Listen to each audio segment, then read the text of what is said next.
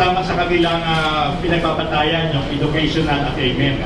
Dito, near perfect parity tayo sa educational attainment.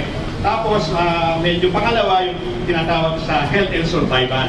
Kasi di ba meron tayong universal health. Ang kailangan lamang doon, sustainable ang ating mga resources para talagang may patupad natin ang maayos ng kinalaman dyan. Susunod, ang pangatlo, yung economic participation and opportunity. No? Mataas din yung ating global average dito at dun po sa ranking number 17 tayo, number 18. At last but not the least, yung may kinalaman sa political empowerment. No?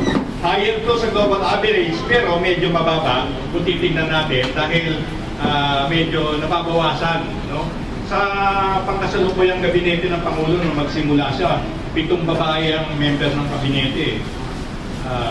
Pero nabawasan ng isa dahil kay namatay si Secretary Tutso Ocle.